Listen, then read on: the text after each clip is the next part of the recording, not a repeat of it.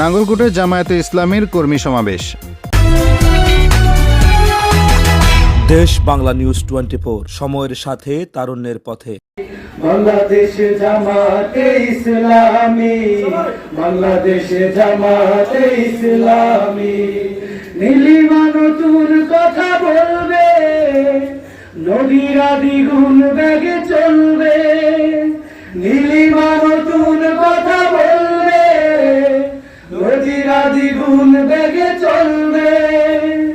রহমের বাড়ি ধারা আসবে নামি, বাংলাদেশে জামাতে ইসলামী, বাংলাদেশে জামাতে ইসলামী।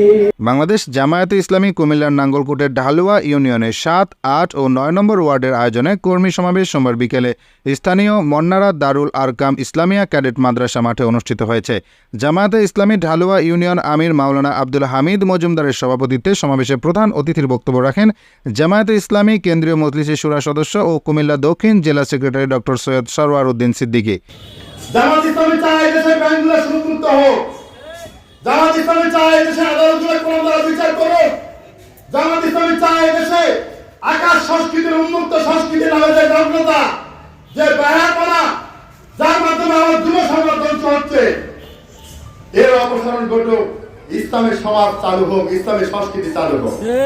জামাত ইসলামী চায় এদেশের ব্যবসায়ীরা হালাল ভাবে ব্যবসা করুক, এদেশের চাকরিজীবীরা হালাল ভাবে চাকরি করুক, এদেশে মসজিদে মুয়াজ্জিন আযান দিবে, সকল পেশার মানুষ তার কাজ রেখে মসজিদে এসে নামাজ পড়বে, রুকু সিজদা একসাথে করবে, আবার তাদের কর্মে ছড়িয়ে যাবে। বোনেরা পর্যায়ে চলে যাবে, ছেলেরা দাঁড়িয়ে রাখবে, ইফতিজিং হবে না। এই ধরনের একটি ইনসাফপূর্ণ সমাজ প্রতিষ্ঠা করতে চায় ইনশাআল্লাহ। জামাত ইসলামী চায় এমন একটা সমাজ হবে যেখানে প্রধানমন্ত্রী ফিয়াজ 400 কোটি টাকা দুর্নীতি করবে না,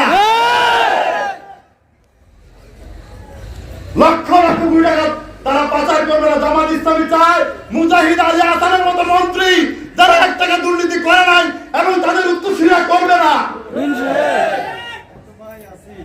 এই ধরনের একটি সমাজ জামাত ইসলামী প্রতিষ্ঠা করতে চায় ইনশাআল্লাহ। একজন মুসলমান হিসেবে আপনাদের নৈতিক দায়িত্ব এই ধরনের একটি সমাজ প্রতিষ্ঠার কাজে সম্পৃক্ত হওয়া। জামায়াতে ইসলামী ঢালুয়া ইউনিয়ন সেক্রেটারি ফয়সাল আহমেদের সঞ্চালনায় সমাবেশে বিশেষ অতিথির বক্তব্য রাখেন জামায়াতে ইসলামী নাঙ্গলকোট উপজেলা আমির মাওলানা জামাল উদ্দিন, নায়েবে আমির মাওলানা ইউসুফ আলী, সেক্রেটারি মাওলানা নুরুল ইসলাম হাসান, সহকারী সেক্রেটারি অধ্যাপক আব্দুল মালেক মোল্লা, মাওলানা ইয়াসিন মজুমদার, ইসলামী ছাত্র শিবির নাঙ্গলকোট উপজেলা দক্ষিণ সভাপতি সেলিম উদ্দিন, সেক্রেটারি রাকিব মজুমদার, উপজেলা সদর সেক্রেটারি সাখাওয়াত হোসেন প্রমুখ। জামাত ইসলামীর যারা সহযোগী সদস্য পূরণ করে, এরপর যারা নিয়মিত বৈঠকে বসে, যারা নিয়মিত এর মধ্যে যারা নিয়মিত রিপোর্ট রাখে এবং রিপোর্ট ফেস করে, যারা দাওয়াতি কাজ করে এবং যারা সামাজিক কাজ করে, তাদেরকে জামাত ইসলামীর কর্মী বলা হয়। কথা ঠিক না বেঠিক?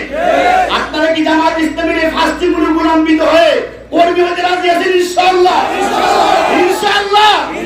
আগামীর বিপ্লব ইসলামের বিপ্লব হবে। তাই আমরা সকলে বাংলাদেশ জামাত ইসলামীকে ঢালুয়া ইউনিয়নের প্রত্যেকটি গ্রামে দুর্গ পরিণত করে আগামী দিনে চেয়ারম্যান সহ এসিআর হাতের জন্য আমরা এই নাঙ্গলকোটকে কেন্দ্রীয় উপহার দেব ইনশাআল্লাহ।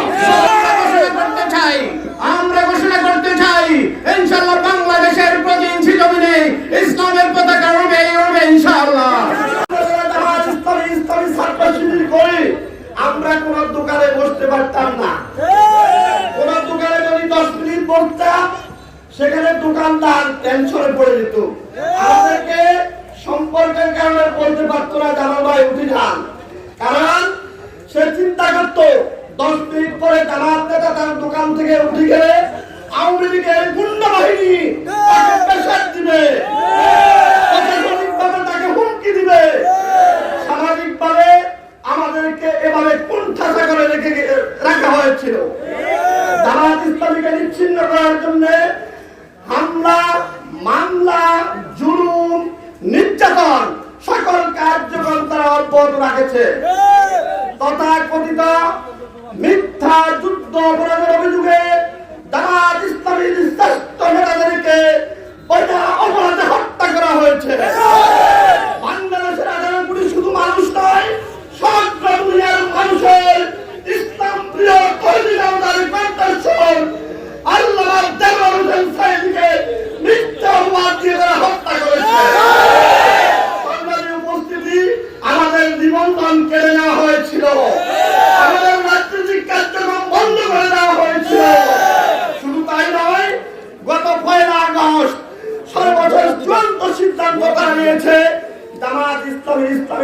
শিবিরকে নিষিদ্ধ ঘোষণার মাধ্যমে।